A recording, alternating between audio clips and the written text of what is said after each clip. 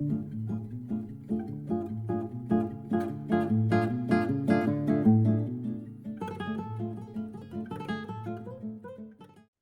in 5 Minutes with Sean, maybe 10, episode part 2 with my man Dale Roddy, talking all things SEO. If you missed last week's show, you need to stop this show, pause it, and go back and watch last week's show, because you can't possibly be ready for what we're about to talk about if you don't know what we talked about last week.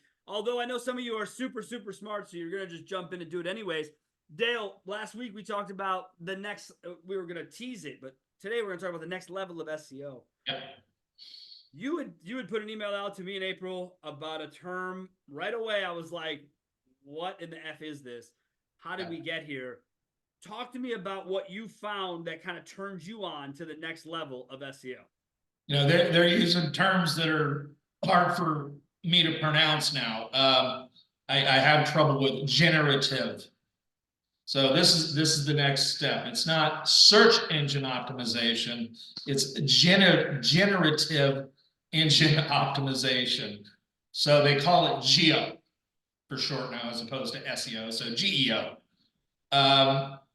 Everyone knows that Google's got Bard out there. We've got the Chat GPTs of the world out there. And now the challenge for those of us in the SEO industry are, how are we going to SEO or GEO now for this part of the world, this up and coming part of the world? And right now, since it is all so new, I'm sure everybody's heard of Google's issues with their new platform that they had, what was it, 2 weeks ago, with their image searches, and how they had to shut it down because it was just showing the wrong images. And it started to become a very racially charged topic. Even Sergey, one of the founders of Google, came out and says, yeah, they really missed the boat on this one. But it's still written. That code is all still written by human beings. And it changes very rapidly. So trying to stay on top of it at this level, especially if I type into Google, tell me about CarBiz does better, CarBiz Daily, CarBiz this, CarBiz whatever. Put your company's name in there. I'll get a response off of one AI, but if I go into Chat GPT, I won't get any response. It doesn't know who you are, what you are, anything about you.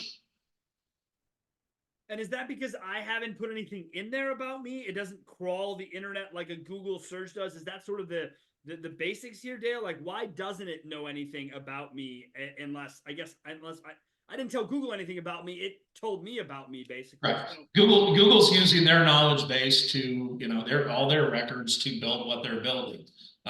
When Bard first came out, which was the first iteration of Google's AI, tell me about the Hornado group. And boy, were they wrong. I mean, it was just so far out, it was so far out and left. And now it's telling me a fairly good story.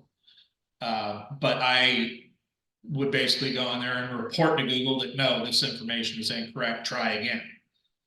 So there's the human side of things as well, and how close it gets. But Google's using a much larger database than what ChatGPT is at this point. But that's also a really great point. I don't think people really give enough credit to the AI discussion about. You know me, I don't give a shit about all that technology. But yeah.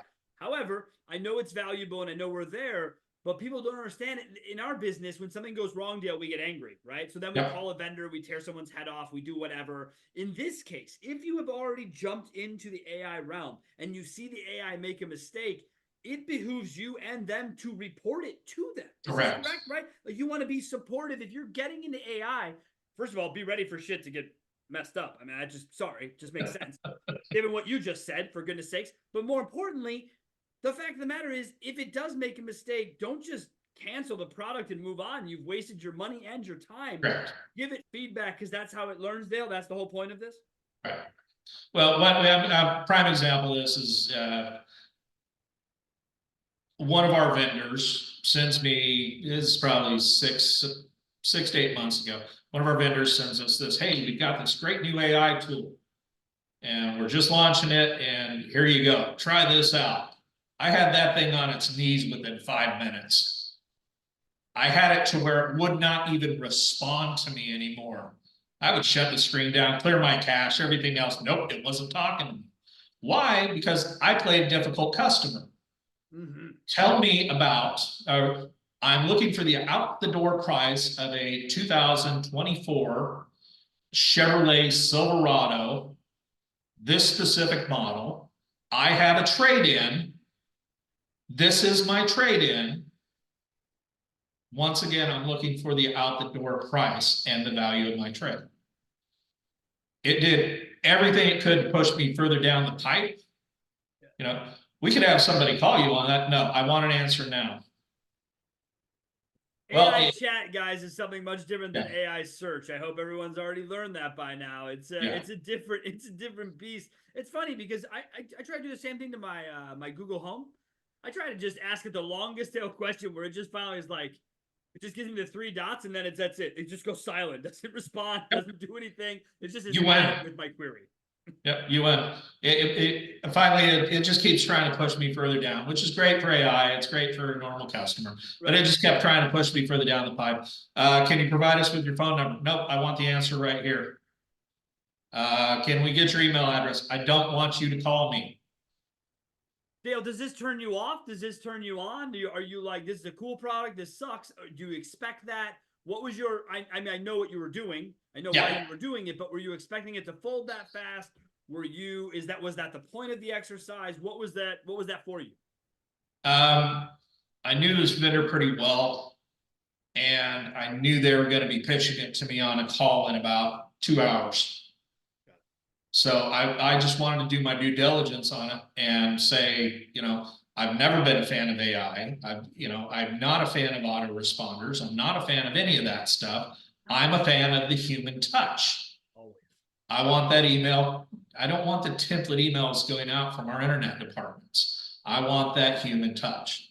Those are the successful emails. And I'm going to go further on that by saying, when Google is looking at search results now, they are actually, and as I've said this in the past, they are actually running these web pages to find out if this was written by a human or written by AI.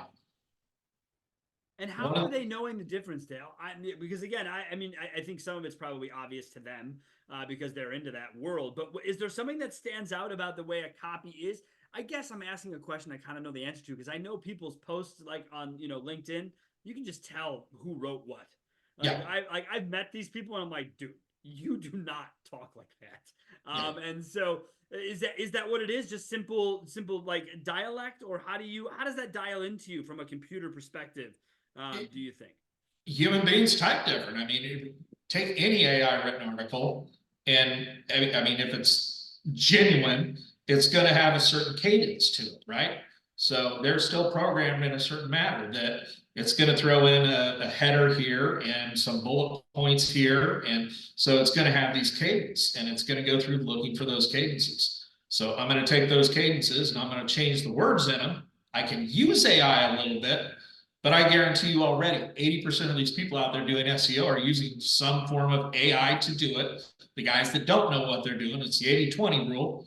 And the rest of us are writing handwritten, becoming the systems experts of things we know nothing about, such as what I talked about on our previous video. Kia check engine light. I'm not a mechanic. I don't know jack about Kia check engine lights, but I became the system expert on it to get us to the top of it, to the top of the rankings there. That's what Google wants to see, is unique content, even with AI, for its AI results. Unique content that looks like it's written by human beings. So Dale, how does generative engine optimization change that? Like, what does that do, or do we need to be doing from a dealership perspective to ready ourselves? Or is there anything we can do? Is this just the natural evolution of search and it's somebody else's problem that will read and determine my website differently? So what does that do to this discussion? So let me answer a question with a question here. Okay. You as a consumer, I'm the SEO guy and I know how I feel about it. You as a consumer, if you go to Google and you type something in, are you reading the first 10 responses? Are you reading the first response, just as a normal Google search? The first 2 or 3 responses?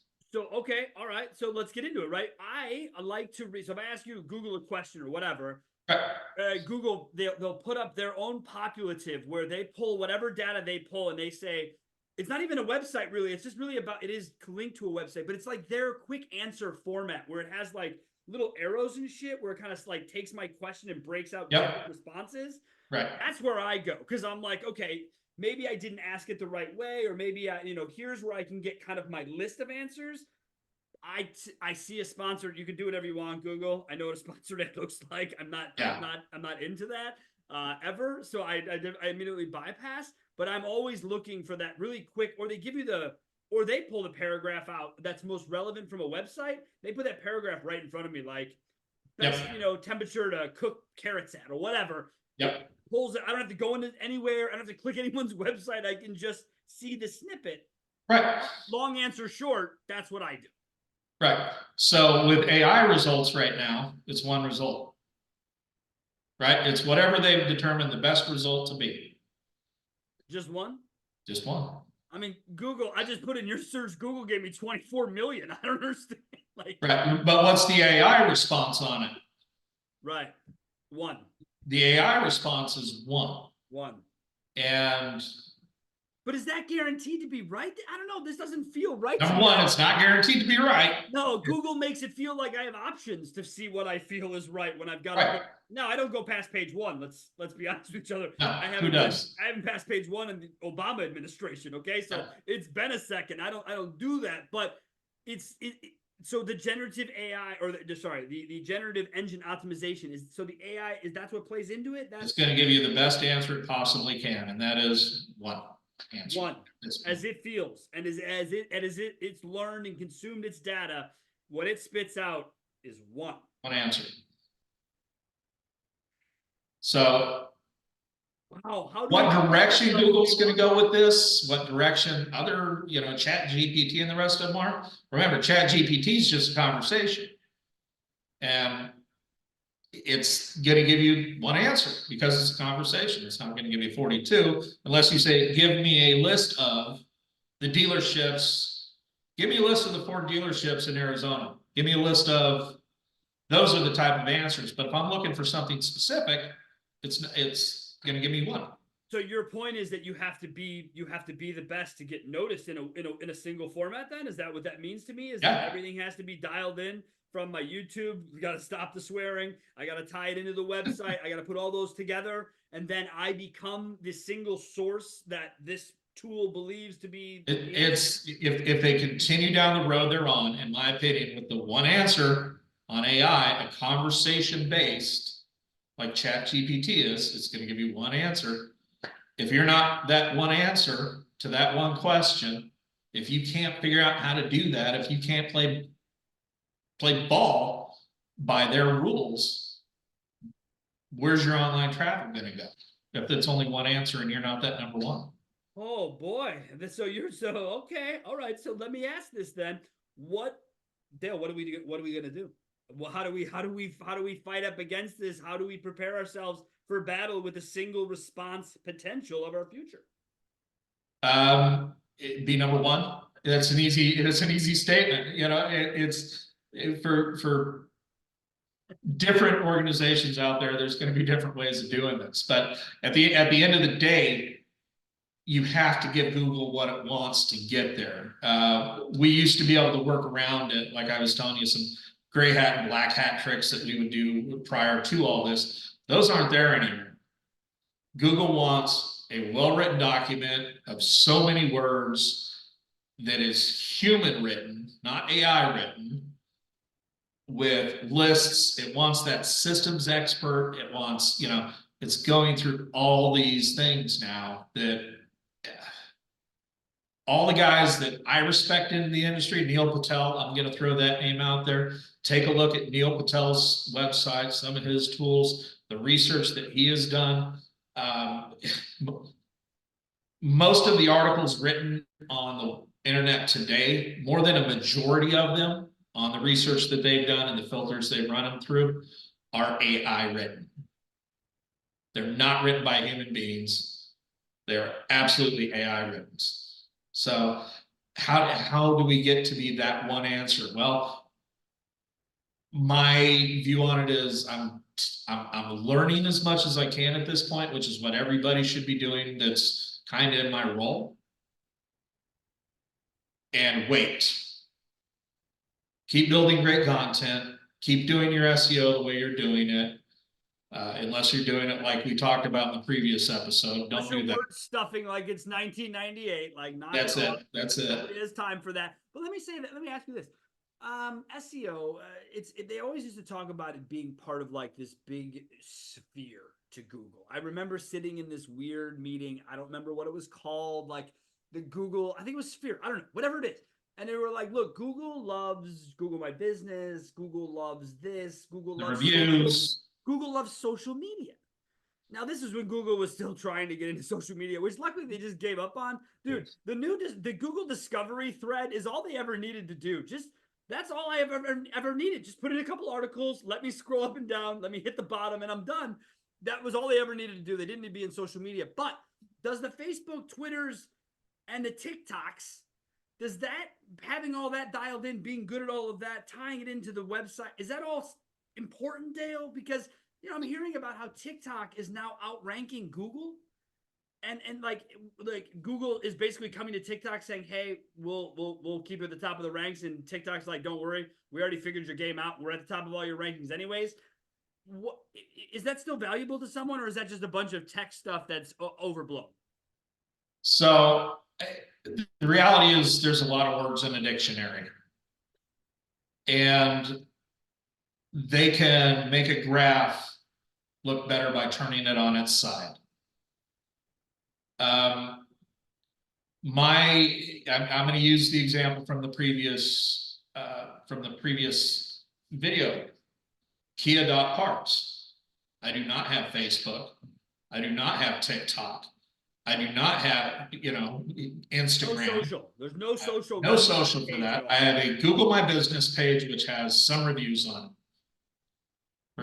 I'm sorry, I'm still old school. Google My Business, Google Business Profile. No. You stick with the Google My Business because I said that, because that's what it will always be. I'm tired of the iterations back to Google Places, dude. I'm over it. I settled on Google My Business. Places. I'm not going backwards again. Change it however many times you want. Yeah. But with that being said, this has come up a lot. Is that a nested GMB that's within the Kia page, the actual Kia store, or does it have its own location and its own GMB page? It's its own GMB page, but it shows the same address. Wow, how the hell did you do that? We just tried to do it for a used car store, and they Google, they're not even at the same address. But because they share a main URL, the used car department could not nest inside of the used car department with its own address. Single URL. If it's the same URL, no. Yeah, but they have two different addresses for their new and used department. And so we had to go to our body shop, who shares the same address, and nest ourselves inside of them while turning ourselves into the primary and nesting, the parts department below it. But man, that's really ripping, Dale. How long ago did you do that? See, that GMB page went up in 2017, 2018. Wow. So ahead of the game. Was there a point where it just took off, Dale? You know how some of those SEO snippets work, you know what I mean? Where all of a sudden you're on a website and you're like, oh my God, I got 5,000 more people than last month. And then you look and it's the check engine one that got everyone to the website. And you're like, cool, I'm nationally snipping it. I'm great. But was there a point where the site just took off and became this beast? No, SEO is a slow roll. At the end of the day, it's a very slow roll. Your domain, if you've got a brand new domain, which Kia.parts, we were always taught in the SEO world that Google gave precedence to .coms, and I'd proven that wasn't the case years ago to another one of my clients from years ago. They don't care. It's not a Kia.parts.com. No, it's Kia.parts. Kia.parts. That's when everyone, geez, Dale, when was that? When everyone came out and tried to sell us like those secondary URLs where it was like, don't you want your dealership.cars? And I'm like, no, I don't think I do. You know, I was more paranoid about the human side of things, just like I am with AI, Yeah. about it, will people actually type in dot parts? And then I remembered, I don't care. I really don't care. No. At the end of the day, they're going to click a link. It doesn't matter if it says .com, .or .whatever, .us. And we're already proving that with another store that I'm working on, one of my Mazda stores. I'm building them up on the site right now. And they're within 2 weeks, we're already ranked number 27 nationally. So as time goes on, your domain longevity matters. How long you've had your domain. Your domain's been active. That does matter. And Google really doesn't help you out too much in the first year. So it takes time to get that up. But you know, back to the AI thing here, we're talking about it's really going to be difficult over the next year to see what Google's doing with it, to see what Chat GPT is going to do with it. Is Google even going to, you know, is Google going to matter after all this stuff is through the wash? At one point, Yahoo was too big to fail with the internet. Yahoo was absolutely the source for the internet until Google came along, because Google changed it into an intent engine as opposed to a directory type engine. You could ask Google a question. You really couldn't do that on Yahoo. You could find businesses and stuff. But how's Google going to fare at the end of this?